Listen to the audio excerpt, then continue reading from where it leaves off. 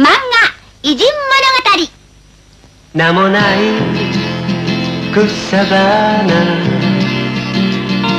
虫けらたちを愛し育てた人がいた。自分を犠牲にふるさと国を戦い守った人もいた。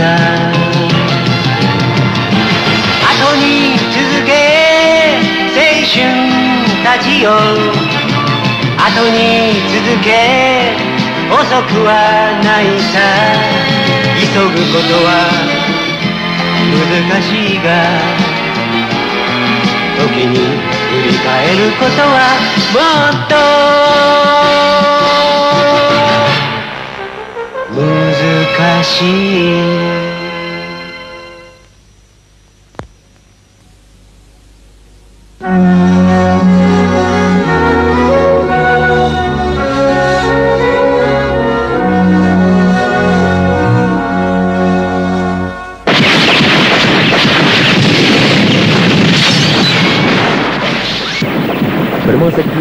yili Amerikada Janub-Shimol urushi keskin davom qilyotdi. Shu yil 2-oyda Amerikaning shu vaqtdagi zo'ngtongi Abraham Lincoln o'g'lini yo'qlab bo'lgandan keyin Peyton bilan Oqsaroyga qaytib ketyotdi.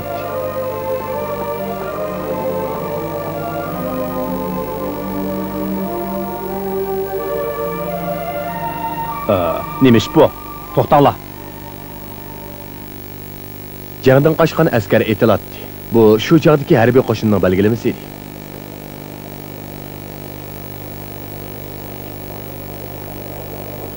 Janobiy Zontong, ijro qilsak bo'lamdi. Biz shimoliy qo'shin jafoliq jang qilyapsak, bu abla qo'rqib qechmayapti. Odamlar har xil bo'ladi. Ba'zilar irodalik, ba'zilar irodasiz bo'ladi.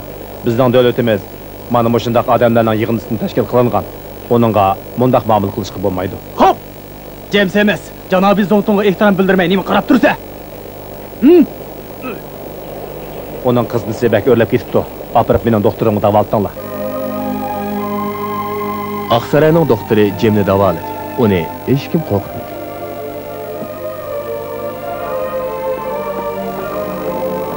Qandaq? Xeyli yaxshi qoldimi? Bu balana aytib tatlı uxladi.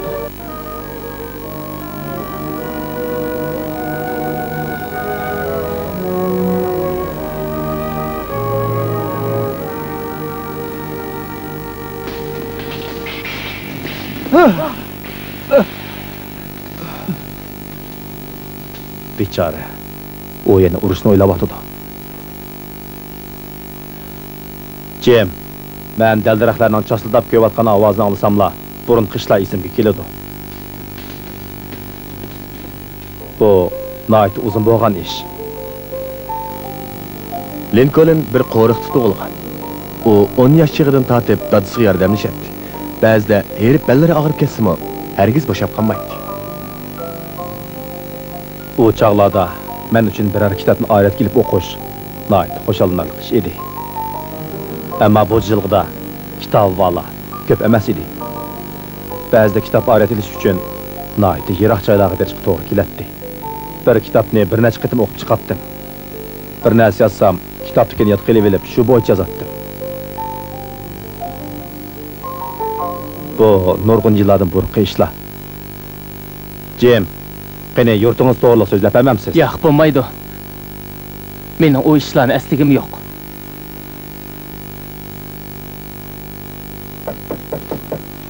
Douglas Zontong, 3-armiyaning mudofaa liniyasi buzib tashlandi.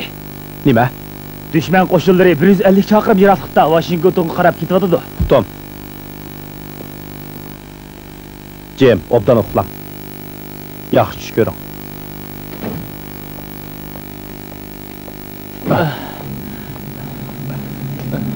Amerika qo'shinlari xavf ostida qolgan bo'lib, Lincolnga hatto 5 minut ko'zni yumilishga fursat qolmagan edi.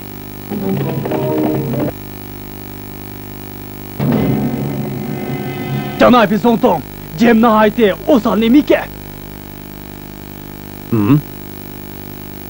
Bugun soqchilardan o'qishimizcha, Jem qechib ketib etib negerlarga beka o'q chiqargan ekan. O negerlarni itibdimi?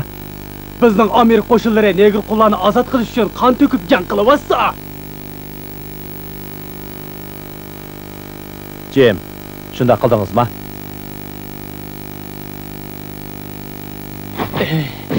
Men negerlarni yomon ko'raman. Negerlar bo'lmagan bo'lsa, bu qo'rqinchli urush bo'lmagan bo'lardi. Jem, bu gapcha biz negerlar Amerikaga kelmasak bo'ldi ekanda. Bu negerlar Afrikadan qul qilinib, Amerika qit'asiga olib kelingan edi. Linkoln bu vahshiy qulluq tuzumini jazman bekor qilish kerak deb o'tirib qo'ygan. Buni shimol qo'llagan, janub bo'lsa uning qarshi chiqqan. Mana bu janub-shimol urushining portlash sababi edi. Jem, siz tushunishingizz kerak. Negerlarni ozod qilish biz insonlarning burchimiz.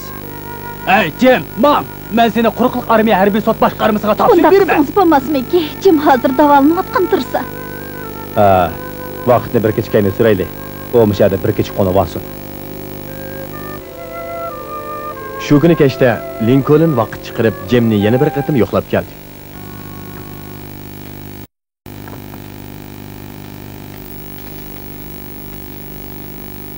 Jem, men sizdek chig'imda Indiana shtatida parlament saylimi o'tkazilgan. Men nutq so'zlaganda shu chaqda tunji qitim anglab, buning nihoyatda yaxshi ish ekanligini his qilgan. Shuningdan keyin men bu nutq so'zlab beqishni o'ylagandim. Ko'pchilik, sizlar bilasizlar, bizning Amerika dunyodagi tunji xalq idora qiladigan davlat. Shunga biz podsholar va aqso'rliklar hukmronligidagi davlatlardan ilg'or o'rinda turishimiz kerak. Bizning amgakchi xalqimiz, ya'ni sizlarga o'xshash oddiy odamlar o'zlarining vakillarini saylam orqali saylab chiqib, davlatimizni shu orqali idora qilishimiz kerak. Bizning davlatimizdek mashhur davlat hozirgi dunyoda faqat birla.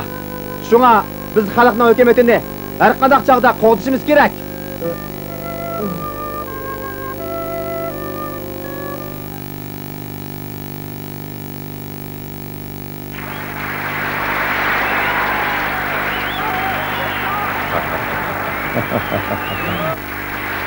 O mening birinchi qatam nutq so'zlashimdi. Men bularni butunlay kitobdan yodqog'inim bo'yicha so'zlagan. Shu hozirgacha esimdan chiqmaydi. Men hozir yashnab qoldim. Lekin mening g'oyam hech qanday o'zgargani yo'q. G'oyig'i menda mubatdi. Ammo uni zambiraklarning o'qi yo'q qildi. Uyim, oilam, g'oyam, hammasi yo'q bo'ldi.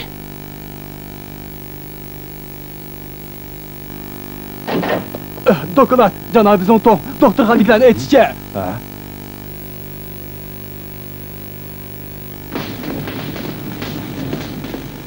Yuqumliq kasal. Oxir o'g'limdan jin opdi-da.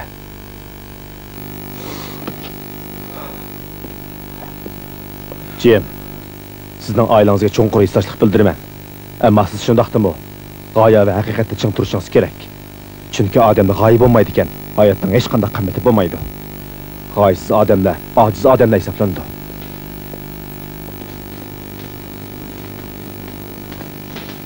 Zongtongning o'g'li bayam o'lib ketdi. Nima? Zongtongning o'g'li doktorxonaga yordamlarni hol so'rg'ili beribdi ekan. Baxtga qarshi kasal yuqtiryapti.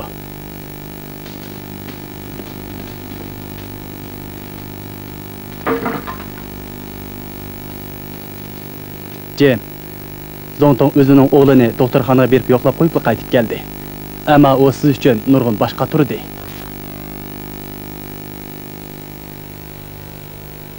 Shu kuni kechida Jem Oqsaroydan hech kimga tuydirmay chiqib ketdi. Shimoliy qo'shin xatarlik ahvoldan ming tasdiqda ustunlik ketdi. Hozir bu yerda bo'layotgan jang Gettysburg jangi edi. Doklad janobi Zongtong. Jemdan xabarni uqdiq. Jemdan? U qayerda ekan? Jem ismini o'zgartirib maxfiy piyodalar qismiga qatnashibdi. Keyin Gettysburgdagi jangda Mana maqat jasadning yanchug'idan chiqqan ekan. Qadirlik Zongtong Lincoln. Ben Aksaray'dan kettim. Amma kaçmadım. Bana işinin. Cem sevmiz.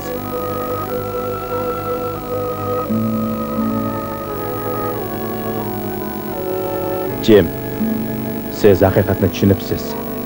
Hamda haqiqat uchun yosh hayotingizni taqdim qilibsiz.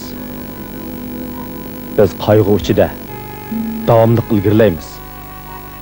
Cem, men bir askar.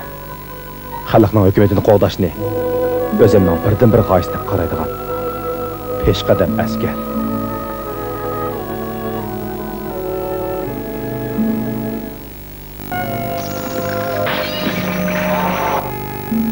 Bir 1865 yıl 4. ayda Amerika'nın Janub-Şimal urushi oxiri Şimalni g'alaba qilish bilan oxirlashdi.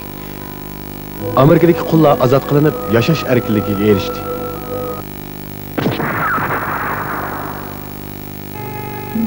Şu ishlar bo'lib 3 kundan keyin Lincoln Janub kuchlari avatgan qotil tarafidan qatl qilindi. Halbuki Lincolnning g'oyasi ta bugungi kunga qadar Amerika xalqining va dunyo xalqining qalbida saqlanib kelmoqda. Xalqning ishlarini xalq o'ziga tayinib qilish kerak. Xalq uchun qurilgan hokimiyat bu tuproqda mangu yashasin.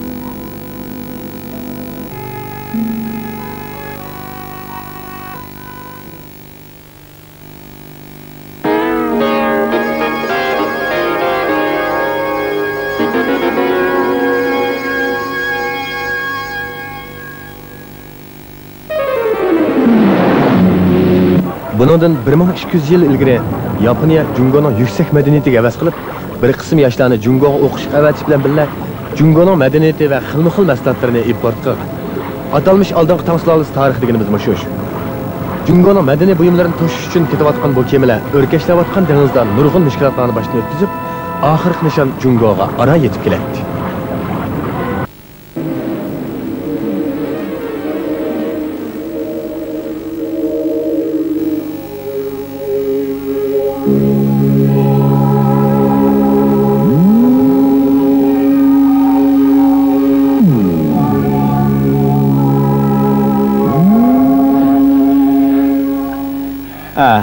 Ahir keldik.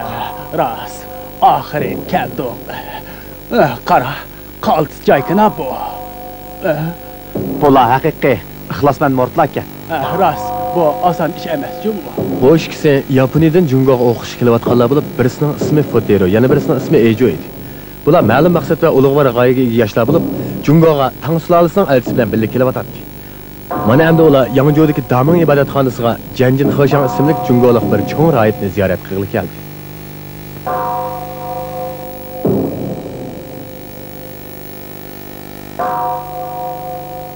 Pa, bu yerda jabji kitob pokina.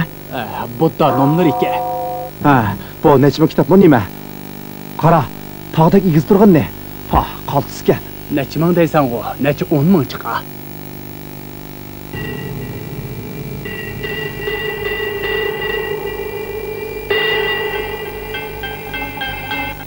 Bu yerga qancha tasdiq kelgansizlar, Yaponiyaliklar, men Janjin. Yo'q. Biz o'zini qabul qilganlarga ko'p minnatdormiz. Ko'proq xayr xalqqa Xayr xalqqa ayla. Futero bilan Ejo Janjinning mehribon odam ekanligini ko'rib, bir oz g'ayratga keldi. O'zlarining Daming ibodatxonasiga Janjinning murtlarini taklif qilish uchun kelganligini aytdi. Kim Yaponiyaga berishni xohlaydi? Yaponiyaliklar o'zlarining madaniyatini yuqori ko'tarish uchun Yaponiyaga kelishni xohlaydigan ixlosmand Jungolik ilm ahllarining har qandig'ini qizg'in qarshi oladi. Janjin ustoz, ko'proq ko'ngil bo'lgaylar. Sizlarning nima maqsadga kelganliginglarni tushundim. Sizlarmi tushungansizlar, qani qaysinglar borsizlar? Ayni vaqtda Yaponiyaning iqtisodiy va madaniyati nihoyat qaloq edi. Yana kelib oraliqda dengiz bo'lg'ashqa hech qaysining Yaponiyaga bag'is kelmayotdi. Bo'ladi, undaq bo'lsa o'zim boray. Janjin ustoz, sizni o'zlari boramlar. Ustoz, unda qilsa qanday bo'ladi? Ustoz kelsa biz qanday qilamiz? Dengiz safari va xatarlik. Sizlar bormisizlar? Meni u davlatni bek ko'gim bor. O'zi bordigan bo'ldi.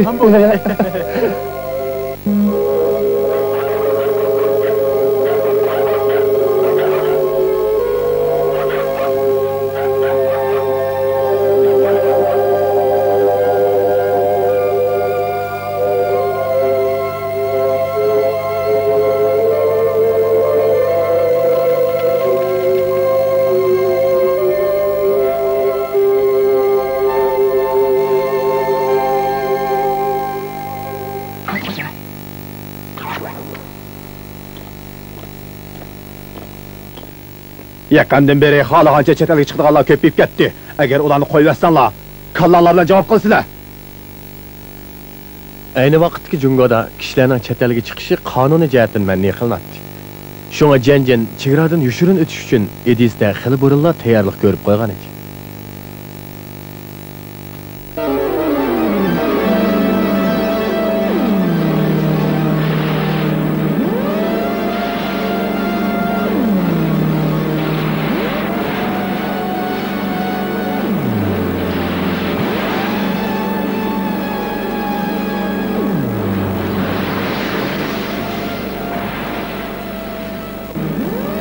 Baxtga qarshi Janjinning Yaponiyaga qilgan tunji safari mag'lub bo'ldi.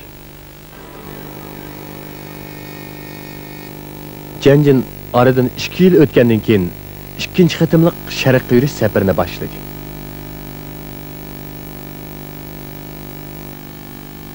Ay, yaqindan beri Janjin ustoz bir nima dedimi? Hech nima demadi. Nom o'qib o'tirdi. Bu qandaq bo'lgani? Ha?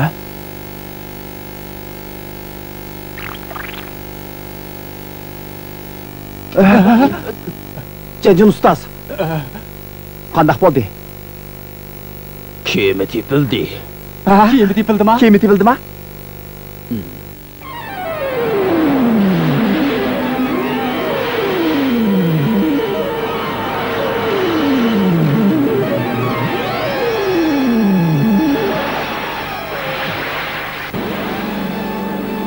Uning ikkinchi qatimliq safari mag'lub bo'ldi. Shundan keyin uzun o'tmayla ular 3-qatimliq safarini boshladi. Bundan keyin texnik ta'sir o'xshaydi. Birinchi qatim qilsa mayli, ikkinchi qatimmi mag'lub bo'lgan tursak. Bodo obdan kiyimi topdik. Obdan kiyim tepildimi? Janjin ustoz. Amisa mangayli. Ras, mangayli. Janjin baxtga qarshi 3-qatimliq safarda mag'lub bo'ldi. Ular bu safarda Yaponiyaning janubiga necha ming kilometr keladigan bir kichik orolga berib qolgan edi.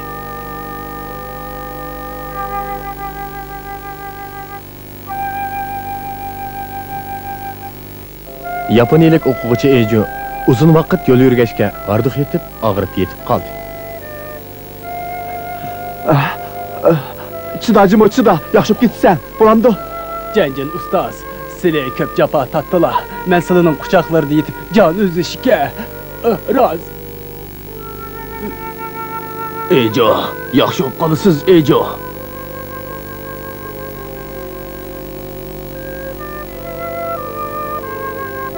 Men hozir yurtimga qaytishga shundoq intizor bo'lyapman.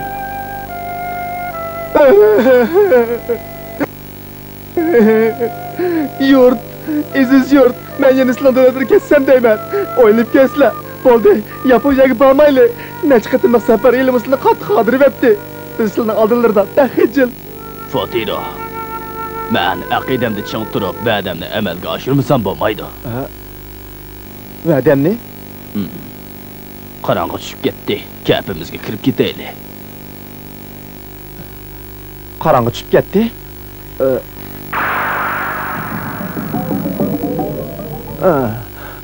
Texi ko'p kunduz tursa.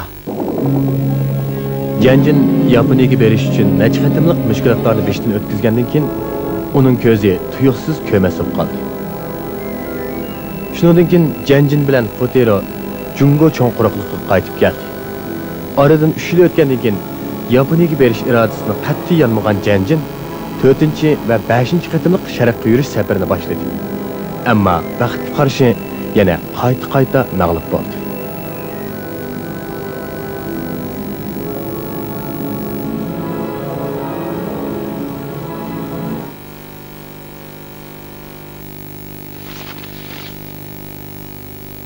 Yana kiyimi tepildimi? Tepildi. Yaxshi, nihoyat yaxshi. Undaq bo'lsa bu 6-chi qatimliq safarimiz bo'ldi ekanda.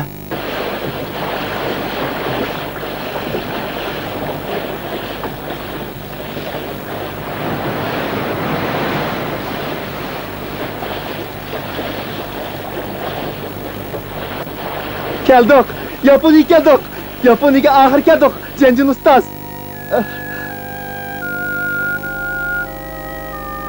Janjin ustoz, Yaponiyani oxir keldik.